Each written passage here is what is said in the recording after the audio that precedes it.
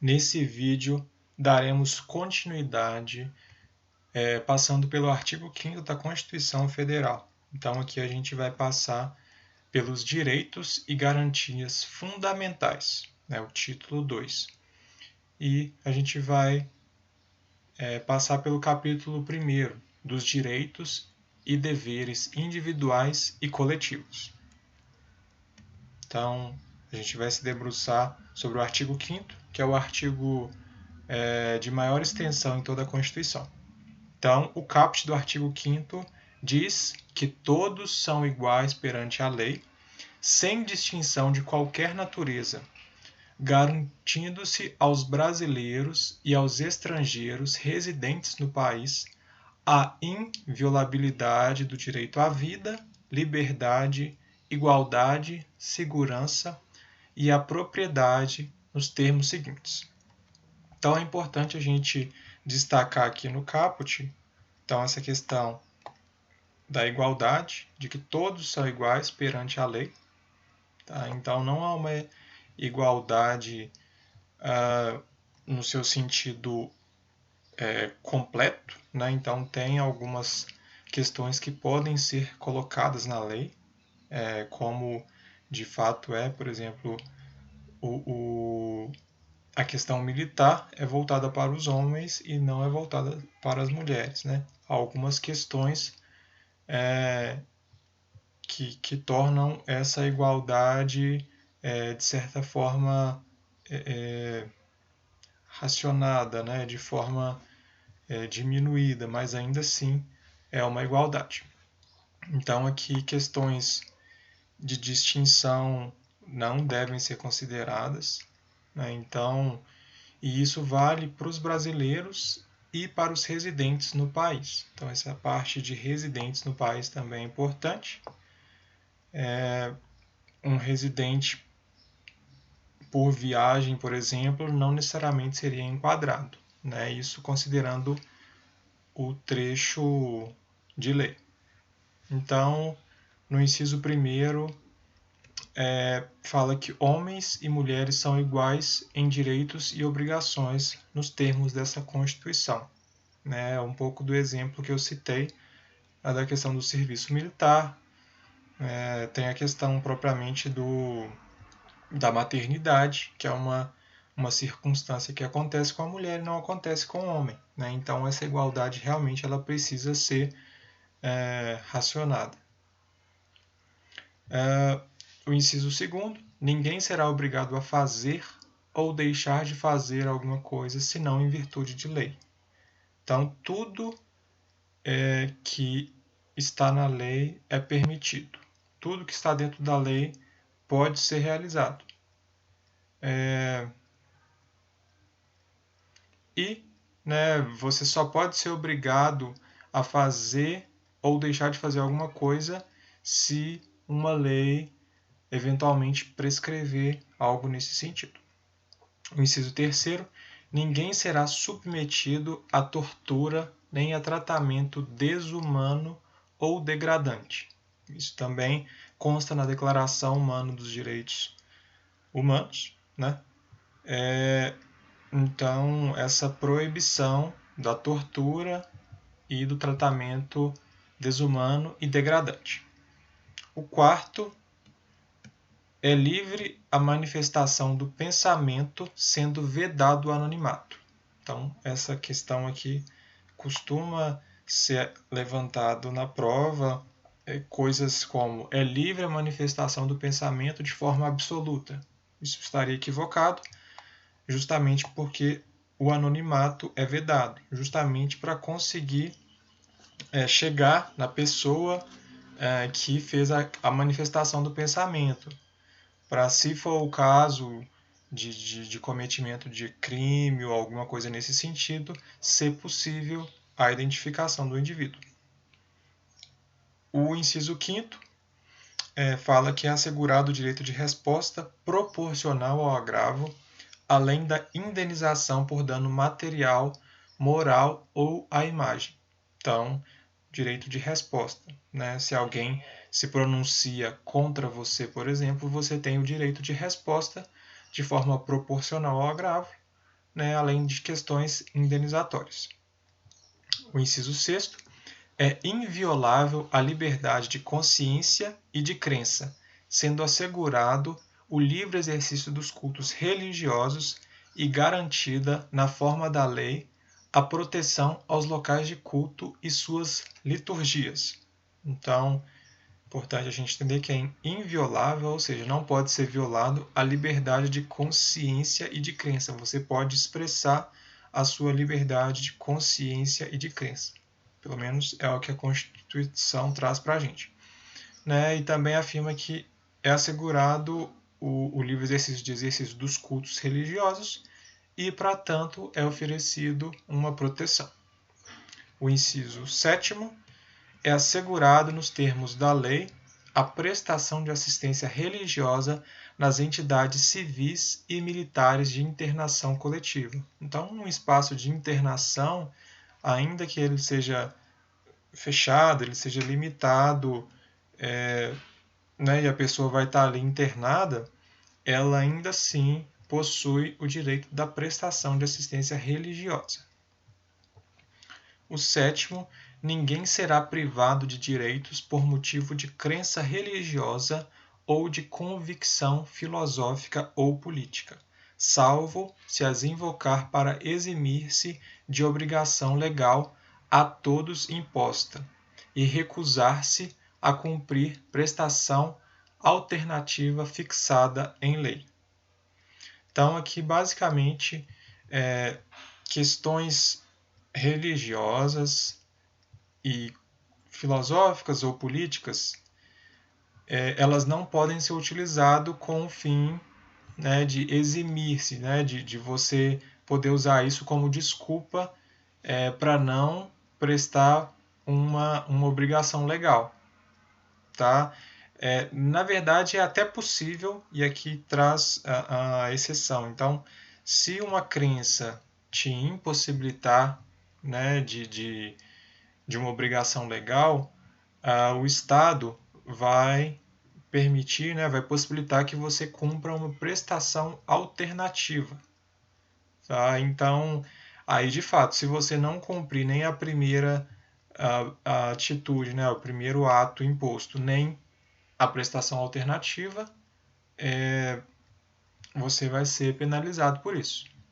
Então, é basicamente disso o que trata esse inciso. O 9º diz que é livre a expressão da atividade intelectual, artística, científica e de comunicação, independente de censura ou de licença. Tá? Então, há a possibilidade, né, existe a possibilidade, está de forma explícita na Constituição, sobre a expressão de atividade intelectual, artística e científica. Importante destacar é que isso independe de censura ou de licença. Então, não teria restrições dessa natureza. Essa questão aqui também costuma cair em prova, né, alterando o fim desse inciso. Então, é preciso se atentar.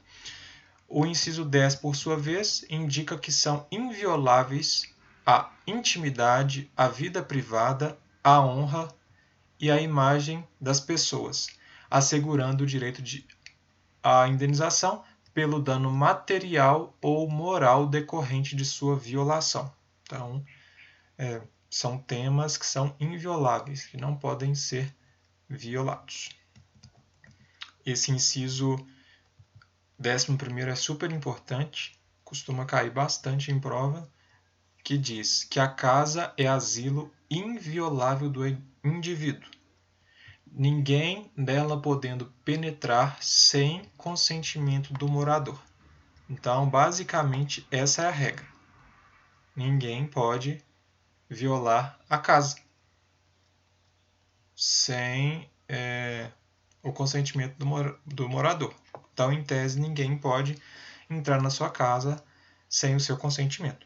No entanto, há algumas hipóteses que acabam possibilitando que isso ocorra. Né? Então, salvo em caso de flagrante delito ou desastre, para prestar socorro ou durante o dia por determinação judicial.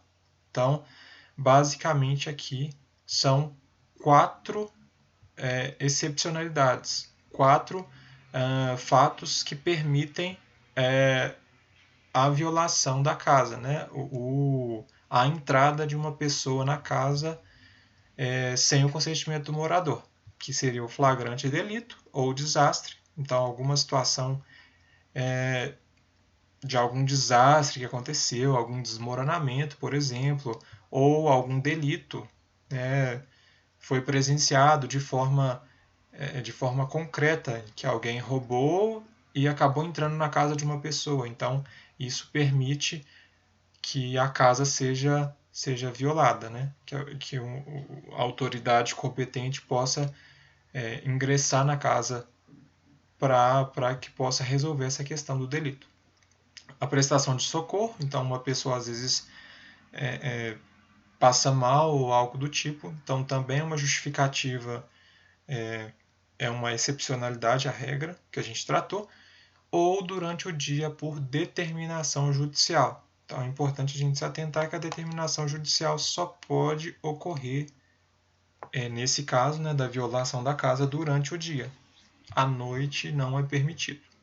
Se for o caso, aqui teria que ser aguardado o dia seguinte, né, para que fosse feita a correção. O inciso 12 informa que é inviolável o sigilo da correspondência e das comunicações telegráficas, de dados e das comunicações telefônicas.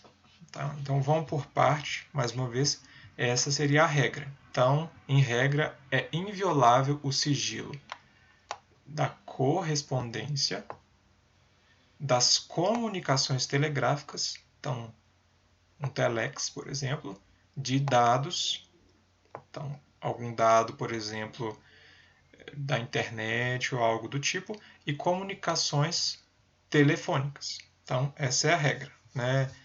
São invioláveis correspondência, comunicações telegráficas de dados e comunicações telefônicas. Porém, no último caso, então, nas comunicações telefônicas, por ordem judicial, pode haver essa violação. Então, no caso de comunicações telefônicas por ordem judicial, pode ser feita a violação nas hipóteses e na forma que a lei estabelecer para fins de investigação criminal ou instrução processual penal. Então, há essa excepcionalidade, então, nos casos de comunicações telefônicas, pode-se, então, ser feito essa violação. O inciso 13 informa que é livre o exercício de qualquer trabalho, ofício ou profissão, atendidas as qualificações profissionais que a lei estabelecer. É um inciso lógico, né? É impossível você pensar, por exemplo, uma pessoa que atue na área de odontologia sem ter a capacitação, sem ter a faculdade em odontologia, por exemplo. Então, é sobre isso que esse inciso se debruça. O 14 informa que é assegurado a todos o acesso à informação e resguardado o sigilo da fonte quando necessário ao exercício profissional. Então, aqui informa que é assegurado a todos o acesso à informação. Então, todos podem ter o acesso à informação. E a questão da fonte, ela pode ser mantida em sigilo quando for necessário o exercício profissional. Quando o exercício profissional puder ser impactado pela divulgação da fonte. Então, tem essa excepcionalidade. O 15 informa que é livre a locomoção no território nacional em tempo de paz, podendo qualquer pessoa, nos termos da lei, nele entrar, permanecer ou dele sair com seus bens. Então, a regra é que é livre a locomoção no território nacional em tempo de paz. Isso é importante, né? Em tempo de guerra, isso seria um pouco complexo de ser mantido. Podendo qualquer pessoa entrar, permanecer ou sair com os seus bens. O 16, todos podem reunir-se pacificamente. Importante, na prova pode colocar que todos podem reunir-se, inclusive de forma beligerante ou de forma armada. Estaria equivocado essa afirmativa. Então, todos podem reunir-se pacificamente, sem armas, em locais abertos ao público. Esse ponto aqui é importante, independente de autorização. Então, a reunião pacífica, sem a posse de armas, né, sem o porte de armas, poderia ocorrer independente de autorização, desde que não frustrem outra reunião anteriormente convocada para o mesmo local. Uma questão lógica, né? Se um grupo está utilizando um espaço, o outro não poderia, por livre-arbítrio, ocupar aquele mesmo espaço. Tá? Até porque a reunião pode ser de assuntos que se contraponham, então não faria sentido. Então, justamente por isso que a Constituição coloca essa questão de não frustrar outra reunião, sendo apenas exigido prévio aviso à autoridade competente. Então, basicamente, para que ocorra a reunião pacífica, é necessário aviso prévio, né, o prévio aviso, e que também não frustre outra reunião. Então, basicamente, é disso que trata esse inciso. É plena a liberdade de associação para fins lícitos, vedada a de caráter paramilitar. Então, mais uma vez, a associação pode existir, ela na verdade tem liberdade, desde que não seja invocada com intuito militar. 18. A criação de associações e, na forma da lei, a de cooperativas independem de autorização, sendo vedada a interferência estatal em seu funcionamento. Então, basicamente, associações e cooperativas, elas funcionam de forma autônoma. Elas não necessitam de autorização e o Estado, muito menos, pode interferir no seu funcionamento. 19. As associações só poderão ser compulsoriamente dissolvidas ou ter suas atividades suspensas por decisão judicial, exigindo-se no primeiro caso o trânsito em julgado. Então, traduzindo esse inciso, basicamente, para que ocorra a dissolução, né, o fim de uma associação, é necessário uma decisão judicial transitada em julgado. A questão da suspensão, apenas uma decisão judicial já é suficiente para que ocorra. O 20. Ninguém poderá ser compelido a associar-se ou a permanecer associado. Então, quando você vê essa palavra compelido, você pode entender obrigado. Então, ninguém poderá ser obrigado a associar-se ou a permanecer associado. Né? Existe a liberdade de associação. 21. As entidades associativas, quando expressamente autorizadas, têm legitimidade para representar seus filiados judicial ou extrajudicialmente. Tá? Então, desde que ocorra a autorização dos membros, as entidades associativas podem representar os filiados tanto judicialmente como extrajudicialmente. Né? Você pode entender extrajudicialmente como administrativamente também. 22. É garantido o direito de propriedade. Então, o direito de propriedade é uma questão de direito da população brasileira. 23. A propriedade atenderá à sua função social. Essa questão da função social ainda não foi muito bem discriminada, mas você pode entender que a propriedade ela tem que atender a um fim de moradia. Ela não pode ser utilizada, por exemplo, como meio para fins ilícitos. A gente pode entender nesse sentido.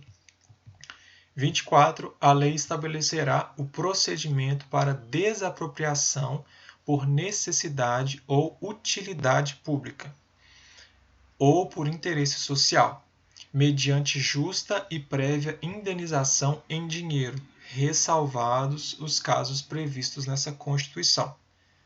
Então, a lei vai estabelecer os casos de desapropriação. Então, é quando o Estado, por alguma questão de necessidade ou utilidade pública, ou ainda interesse social,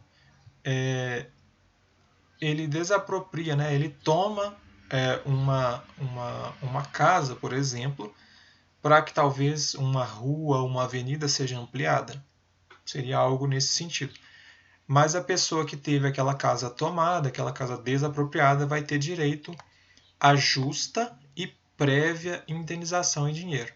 Então, a pessoa, assim que foi comunicada do fato, ela vai ter um valor justo e um valor prévio, né? Um valor que vai ser pago no ato, ressalvados os casos previstos nessa Constituição. 25. No caso de iminente perigo público, a autoridade competente poderá usar de propriedade particular assegurada ao proprietário indenização ulterior se houver dano. Então, aqui no caso seria iminente perigo público, a gente pode pensar, por exemplo, em alguma coisa relacionada às forças da natureza, né? Algum desmoronamento, alguma inundação ou alguma coisa do tipo. Então, nesse caso, a autoridade ela pode se valer, por exemplo, de uma escola que seja privada, talvez da quadra da escola, para utilizar aquilo de espaço para receber as pessoas que estão ilhadas, por exemplo. E aí, se for o caso de ter ocorrido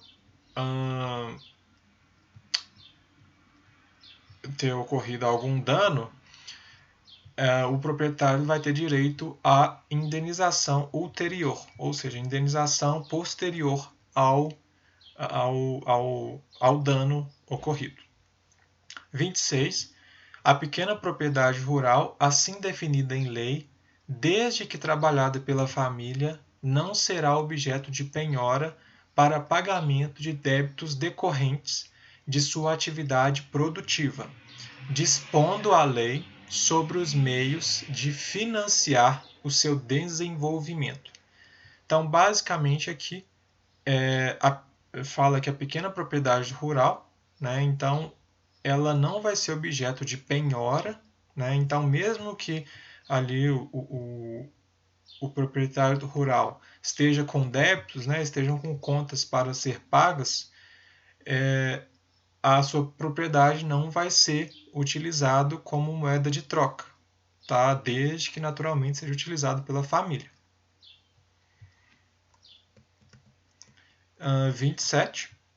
Aos autores pertence o direito exclusivo de utilização, publicação ou reprodução de suas obras, transmissível aos herdeiros pelo tempo que a lei fixar. Então, né, quem desenvolveu uma obra, né,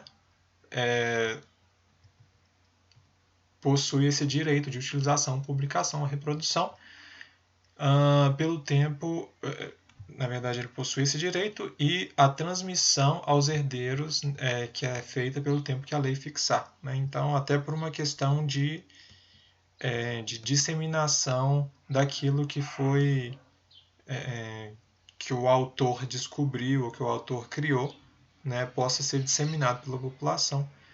Tem essa questão aqui do tempo que a lei fixar.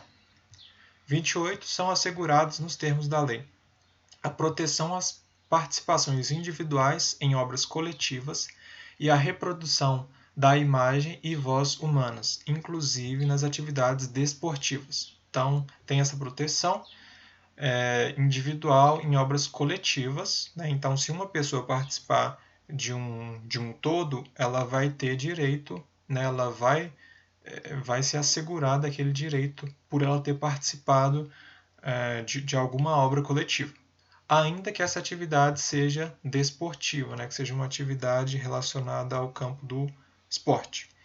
E B, o direito de fiscalização do aproveitamento econômico das obras que criarem ou de que participarem aos criadores, aos intérpretes e às respectivas representações sindicais e associativas. Então tem esse cunho econômico de quem participar de uma obra, né? 29. A lei assegurará aos autores de inventos industriais privilégio temporário para sua utilização, bem como proteção às criações industriais, à propriedade das marcas, aos nomes de empresas e a outros signos distintivos, tendo em vista o interesse social e o desenvolvimento tecnológico e econômico do país. Então, a gente tem essa defesa aqui dos inventos industriais de forma temporária, né? Vai naquela linha de que o Estado quer que isso seja disseminado e aproveitado por toda a população. Também tem essa proteção às criações, à propriedade de marcas e aos nomes. 30. É garantido o direito de herança, é algo natural, mas que foi colocado de forma concreta na Constituição. 31. A sucessão de bens de estrangeiros situados no país será regulada pela lei brasileira em benefício do cônjuge ou dos filhos brasileiros, sempre que não lhe seja mais favorável a lei pessoal do de cujus. Então, que trata-se sobre a sucessão de bens de estrangeiros situados no país. Nesse caso, então, tem algumas possibilidades, né? Ser regulada pela lei brasileira em benefício do cônjuge ou dos filhos, né? Então, essa é uma possibilidade. E a outra possibilidade seria sempre que não lhe seja mais favorável a lei pessoal do de cujus, né? A lei que se trata de forma internacional, né? Da sucessão de forma internacional. Então, tem essa outra possibilidade. 32. O Estado promoverá, na forma da lei, a defesa do consumidor. Então, é algo que a gente consegue ver de forma concreta por meio desse inciso. 33. Todos têm direito a receber dos órgãos públicos informações de seu interesse particular ou de interesse coletivo ou geral, que serão prestados no prazo da lei, sob pena de responsabilidade, ressalvadas aquelas cujo sigilo seja imprescindível à segurança da sociedade do Estado. Então, a informação, de uma forma geral, ela precisa ser prestada, né, pelo Estado, ressalvados aqueles casos de sigilo, né, e nos casos que esse sigilo for imprescindível à segurança da sociedade do Estado. 34. São a todos assegurados independente do pagamento de taxas. Então, independe, não necessita do pagamento de taxas. O direito de petição aos poderes públicos em defesa de direitos ou contra ilegalidade ou abuso de poder. Então, essa petição não teria a dependência do pagamento de taxas. B. A obtenção de certidões em repartições públicas para a defesa de direitos e esclarecimento de situações de interesse pessoal. Então, aqui também dependeria do pagamento de taxas. 35. A lei não excluirá da apreciação do Poder Judiciário lesão ou ameaça de direito. Tá? Então, é uma questão natural. No caso aqui de lesão ou ameaça de direito, o Poder Judiciário iria se manifestar sobre. 36. A lei não prejudicará o direito adquirido, o ato jurídico perfeito e a coisa julgada. Então, isso aqui é um uma questão importante. Então, no caso do direito adquirido, né, é um direito que de fato já pertence ao indivíduo possuidor desse direito. O ato jurídico perfeito, aquele ato jurídico que já foi realizado, já foi finalizado, da coisa julgada, né? Aquela matéria que já foi julgada, então de fato ela não pode ser prejudicada. 37. Não haverá juízo ou tribunal de exceção. Então, é uma questão que também foi colocada na Declaração dos Direitos Humanos, né, justamente para que não houvesse uma parcialidade, né, não fosse tratado casos de forma subjetiva. Então, esse inciso foi colocado na Constituição com esse intuito. 38. É reconhecida a instituição do júri com a organização que lidera a lei assegurados. Então, aqui a gente precisa entender que o tribunal do júri, né, que está se remetendo ao tribunal do júri, é um tribunal que tem a competência para julgamento dos crimes dolosos, ou seja, de crimes com intenção, e esses crimes com intenção foram praticados contra a vida de alguém. Né?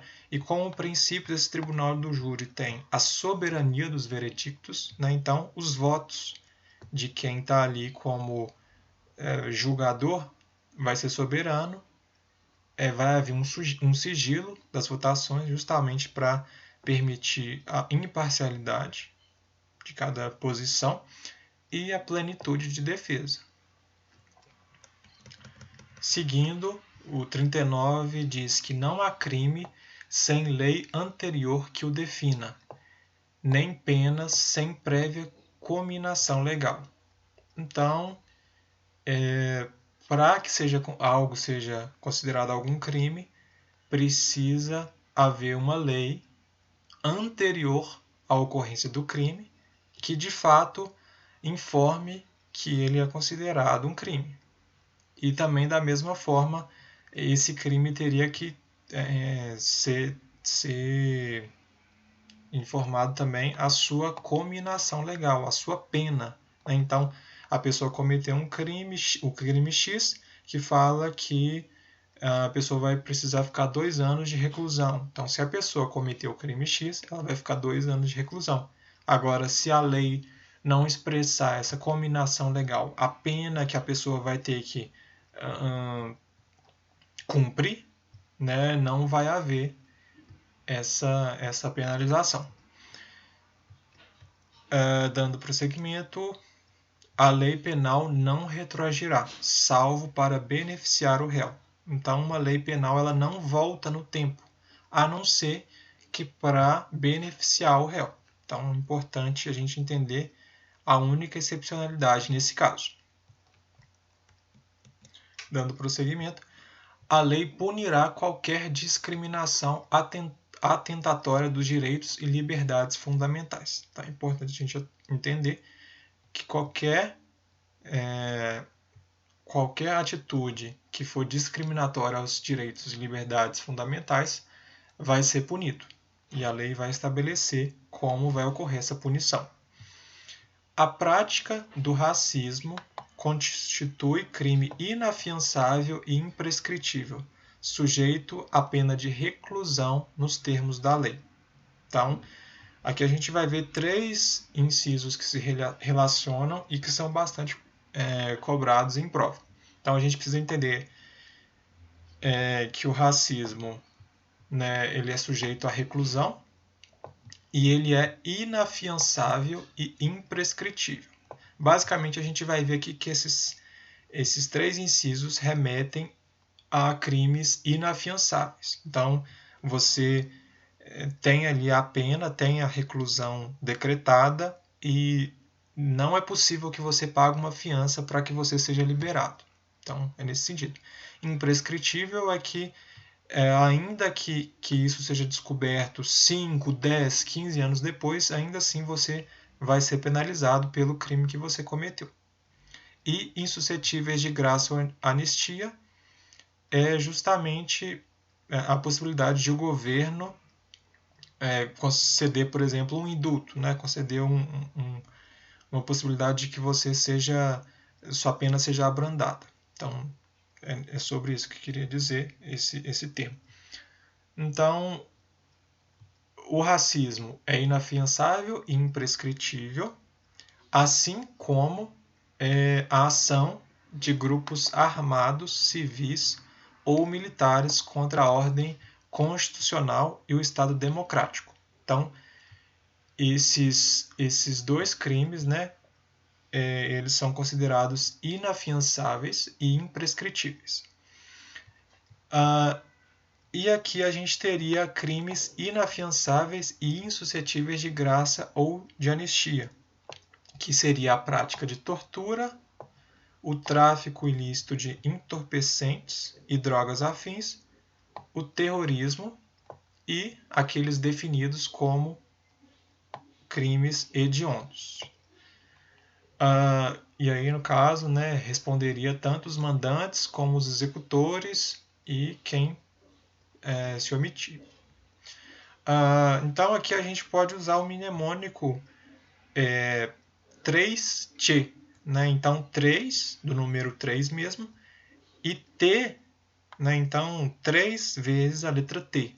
Então, basicamente aqui, um T de tortura, outro T de tráfico e outro T de terrorismo.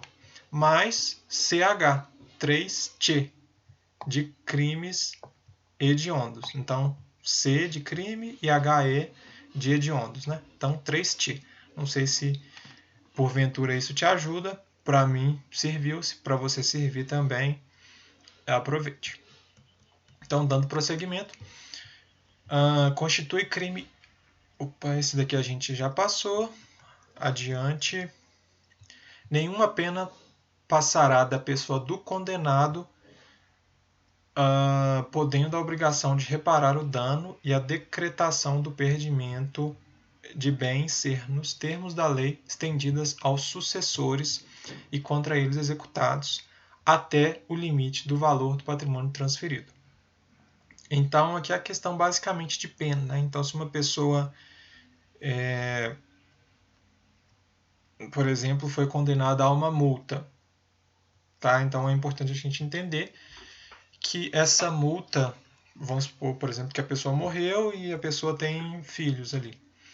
O filho só vai se responsabilizar pelo pagamento daquela multa referente ao patrimônio que foi transferido, que ela recebeu de transferência do seu ascendente. Tá? Então, nada mais será cobrado do descendente. A lei regulará a individualização da pena. Né? Então, a pena vai ser individualizada, vai ser individual, e vai adotar, entre outros, as seguintes: privação ou restrição de liberdade. Então, você pode pensar, por exemplo, na reclusão. Perda de bens. Então, seus bens podem ser tomados. Uma multa. Você vai ser condenado a pagar uma multa. Prestação social alternativa. Dependendo do caso, uma cesta básica que você venha a ter que arcar ou algum curso que você precise realizar. E suspensão ou interdição de direitos. Da mesma forma que a Constituição traz algumas formas de pena, ela informa casos de penas que não podem ocorrer. Então, aqui, a morte, salvo nos casos de guerra declarado. Aqui traz um artigo mais à frente, mas a priori a gente não vai fazer a sua leitura. De caráter perpétuo, de trabalhos forçados, de banimento e cruéis. Então, esses casos não podem ocorrer. Aqui eu vou dar um enfoque maior nessa linha A, porque costuma cair em concurso, fala que não haverá penas de morte em qualquer caso. Não, a gente tem essa excepcionalidade no caso de guerra declarada. Dando prosseguimento, a pena será cumprida em estabelecimentos distintos de acordo com a natureza do delito, a idade e o sexo do apenado. Então, essas questões serão consideradas na questão da pena. É assegurado aos presos o respeito à integridade física e moral. Então, uma questão bastante natural e a Constituição trouxe de forma expressa. Aqui o inciso 50. As presidiárias serão asseguradas condições para que possam permanecer com seus filhos durante o período de amamentação. Uma questão também natural e que, de fato, precisa ocorrer para que o filho consiga ter o seu desenvolvimento em plenitude. Nenhum brasileiro será extraditado, salvo o naturalizado. Então, aquele brasileiro que por algum motivo se instalou no Brasil ou tem alguma relação dos pais com o Brasil, né? Então, só o naturalizado pode ser extraditado.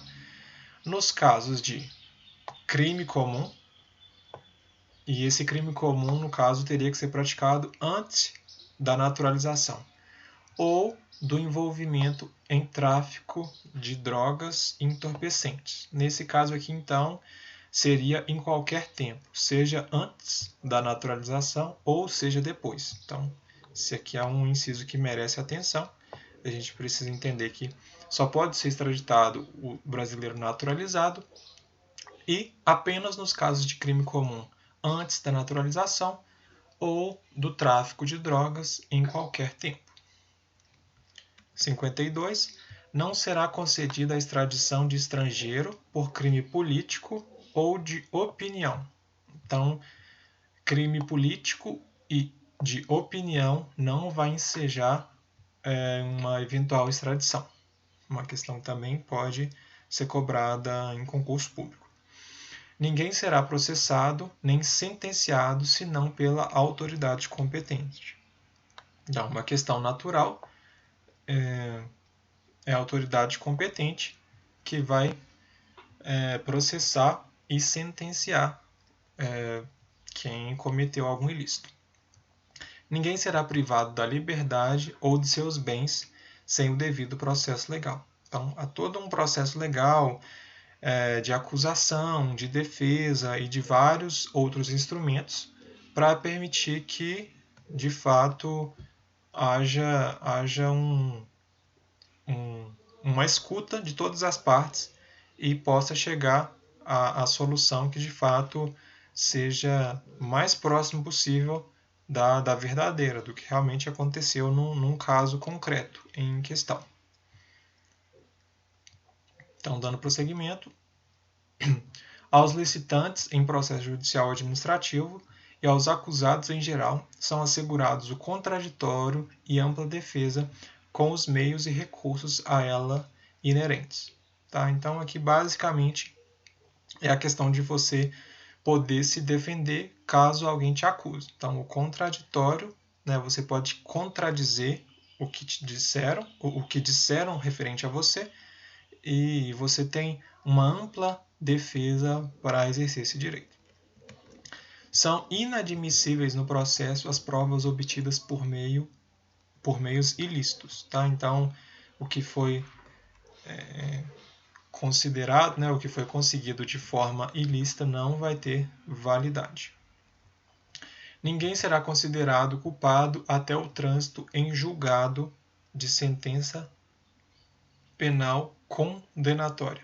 Tá? Então, trânsito em julgado porque já passou pelas instâncias todas. O civilmente identificado não será submetido à identificação criminal, salvo nas hipóteses previstas em lei. Então, basicamente, isso aqui é algo que remonta ao tempo da ditadura, em que qualquer desconfiança que tivesse de uma pessoa, né, ela poderia ser identificada, poderia ter que fazer a biometria, comparecer à delegacia para prestar esclarecimentos. né? Hoje em dia isso não mais acontece, salvo em hipóteses previstas em lei. Tá? Então, não vou entrar no mérito aqui, mas a gente precisa entender que há casos em que essa identificação criminal pode ocorrer. Será admitida a ação privada nos crimes de ação pública se esta não for intentada no prazo legal. Tá?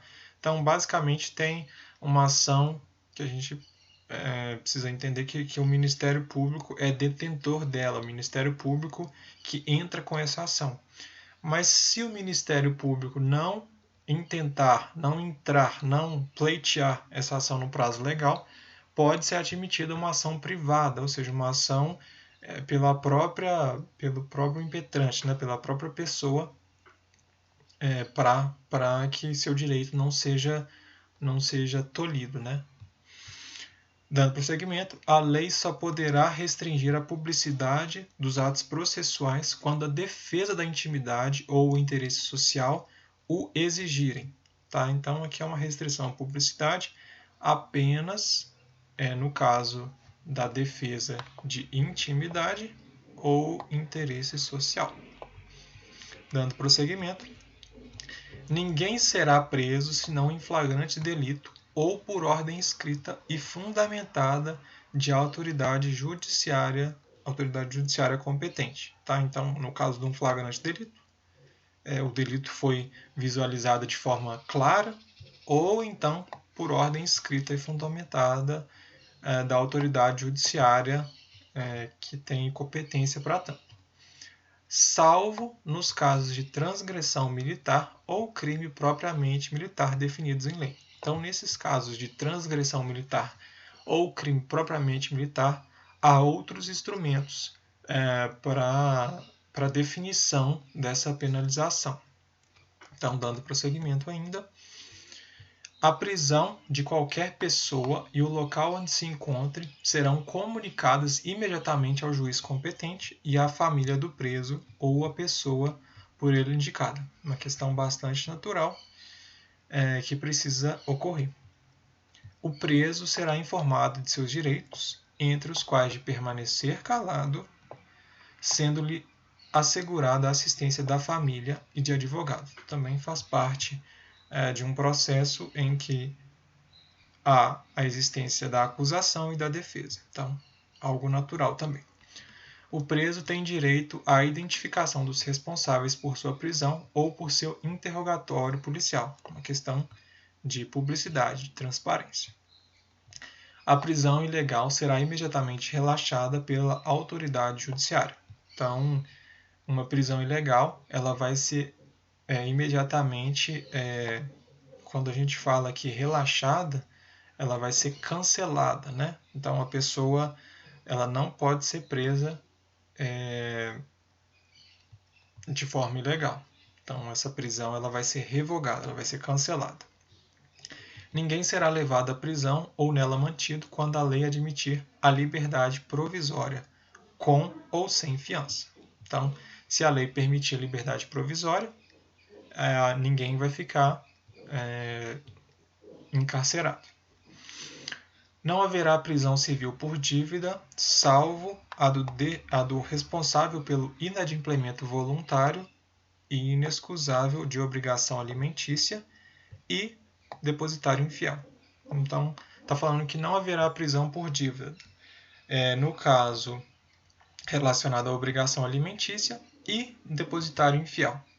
O STF, por meio de uma súmula, excluiu essa figura do depositário infiel, mas na Constituição ainda há no texto constitucional essa informação. Então, para concurso, é importante que a gente entenda essa questão judicial que o Supremo levantou, mas a gente precisa entender que na Constituição essa informação ainda consta de forma expressa. Prosseguindo, conceder-se-á habeas corpus. Tá? Então, aqui a gente começa com os remédios constitucionais. O habeas corpus ele vai ser utilizado sempre que alguém sofrer ou se achar ameaçado de sofrer violência ou coação em sua liberdade de locomoção, tá? Por ilegalidade ou abuso de poder. Então, o habeas corpus pode ser utilizado tanto no momento anterior à coação ou na própria coação, né? A pessoa realmente ela chegou a sentir a coação de locomoção. Então, há essas duas possibilidades. Dando prosseguimento, conceder-se-á mandato de segurança, que é outro remédio constitucional, para proteger direito líquido e certo. Essas palavras aqui, esses termos são bastante importantes, né? Então, direito líquido e certo remonta a mandado de segurança. Importante a gente entender também que o mandado de segurança ele é utilizado quando não amparado por habeas corpus ou habeas data, que a gente já vai ver mais à frente o que significa o habeas data. Então, o mandado de segurança protege direito líquido e certo quando o responsável pela ilegalidade ou abuso de poder for autoridade pública ou agente de pessoa jurídica no exercício de atribuições do poder público.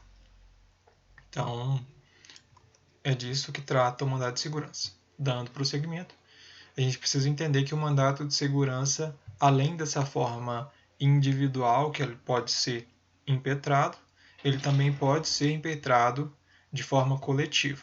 E aí, nesse caso, esse remédio ele pode ser utilizado por um partido político com representação no Congresso, né? Então, Congresso refere-se tanto à Câmara dos Deputados como ao Senado Federal, e ainda pode ser feito por organização sindical, entidade de classe ou associação legalmente constituída em funcionamento há pelo menos um ano. Aqui é importante a gente entender quem pode impetrar o mandado de segurança coletivo e entender também que, no caso de uma associação, tem esse dever de estar em funcionamento há pelo menos um ano. Então, concurso público adora prazo, então é bom a gente se atentar a esse prazo também. Dando prosseguimento, conceder-se-á mandato de injunção, outro remédio constitucional, sempre que a falta de norma regulamentadora torne inviável os exercícios dos direitos e liberdades constitucionais e das prerrogativas inerentes à nacionalidade, soberania e cidadania. Então, basicamente, quando não se tem uma norma para ser aplicada a um caso concreto, né? Então, há uma lacuna legal e isso acaba prejudicando uma pessoa. Então, o mandato de segurança, de injunção, ele pode ser utilizado para providenciar, para sanar essa lacuna. O habeas data, por sua vez, assegura o conhecimento de informações relativas à pessoa do impetrante, ou seja, a pessoa que entra na justiça para cobrar o seu direito, constantes de registro ou banco de dados de entidades governamentais. Né? Natural, data vem de informação, então é um remédio para você colher informações referentes a registro e banco de dados, ou ainda para retificação de dados, quando não se preferir fazer por processo sigiloso, judicial ou administrativo. Então, além do habeas data, ainda há a possibilidade do processo sigiloso, judicial ou administrativo. Prosseguindo, qualquer cidadão é parte legítima para propor ação popular. Então é importante a gente entender essa palavrinha aqui, qualquer cidadão. Então pode falar na prova qualquer pessoa, qualquer indivíduo, vai estar errado. Tem que ser qualquer cidadão. É parte legítima para propor ação popular, que aqui é finalmente o último remédio constitucional trazido na Constituição. Então a ação popular, ela basicamente vai visar anular um ato lesivo ao patrimônio público ou de entidade de que o Estado participe, à moralidade administrativa, ao meio ambiente e ao patrimônio histórico e cultural. e aqui é importante a gente entender que a ação popular, em tese, ela é gratuita, salvo quando for comprovado má-fé. Então, se houver má-fé de quem a pleiteou, vai ser necessário o pagamento de custas. No caso, judiciais e de ônus da sucumbência, que é referente à parte que perde, né?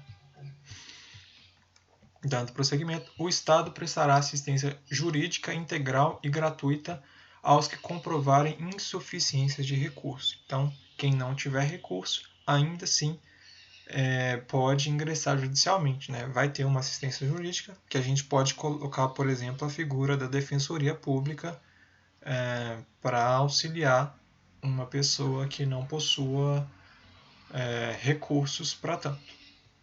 Dando prosseguimento, o Estado indenizará o condenado por erro judiciário, assim como que ficar preso além do tempo fixado na sentença. Então, uma questão natural. Se de fato ocorreu um erro, o Estado vai indenizar, né, quem passou por esse equívoco. São gratuitos para os reconhecidamente pobres na forma da lei. Então, para quem for pobre, essas questões vão ser gratuitas, né? Então, o registro civil de nascimento e a certidão de óbito. Tá? Essas questões, há até gratuidades que são extensíveis a toda a população, mas há casos, às vezes uma emissão de uma segunda via, que já é necessário o pagamento de custas, mas aqui no caso dos reconhecidamente pobres, vai haver a isenção. São gratuitas as ações de habeas corpus e habeas data, e na forma da lei os atos necessários ao exercício da cidadania. Então aqui é importante entender que a Constituição trouxe de forma clara que o habeas corpus e o habeas data eles poderão ser impetrados de forma gratuita.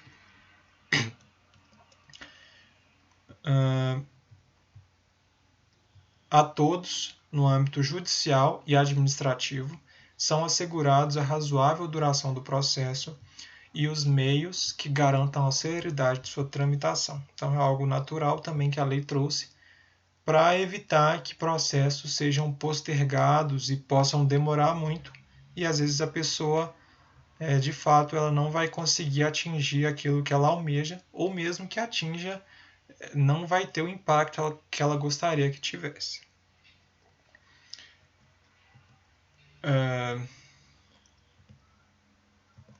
Então aqui as normas definidoras dos direitos e garantias fundamentais têm aplicação imediata. Então é importante a gente entender que a aplicação dos direitos e garantias fundamentais que a gente viu nesse artigo 5º tem aplicação imediata. Então eles funcionam de forma imediata, de forma concreta e de forma atual. Os direitos e garantias expressos dessa Constituição não excluem outros decorrentes do regime e dos princípios por ela adotados, ou dos tratados internacionais em que a República Federativa do Brasil seja parte. Então, os direitos e garantias não se limitam apenas ao texto constitucional, mas além disso, né, há outros regimes e princípios que a Constituição adotou, tratados internacionais também se incluem nesse rol. Os tratados, esse parágrafo 3º é bastante importante. Então, os tratados e convenções internacionais sobre direitos humanos, então, não são tratados e convenções quaisquer, são internacionais. E ainda que versem sobre direitos humanos. Tá? Então, desde que eles sejam aprovados em cada casa do Congresso, ou seja, tanto na Câmara como no Senado, em 2 turnos, por 3/5 dos votos dos respectivos membros, serão equivalentes às emendas constitucionais. Então, Eu tentei trazer de forma esquematizada para vocês, ponto a ponto, porque na prova qualquer palavra que eles trocam pode tornar a afirmativa incorreta. Dando prosseguimento, o Brasil se submete à jurisdição de Tribunal Penal Internacional, a cuja criação tenha manifestado adesão. Então, o Brasil ele se manifestou referente a esse Tribunal Penal Internacional e, devido a isso, ele se submete à jurisdição desse tribunal. Esse artigo 5º foi bastante extenso, né? Mas eu quis trazer para vocês aqui ponto a ponto. Se você gostou do vídeo, deixa o curtir, lembra de compartilhar com aquele seu amigo que tem interesse pelo texto constitucional, que tem interesse de fazer concurso.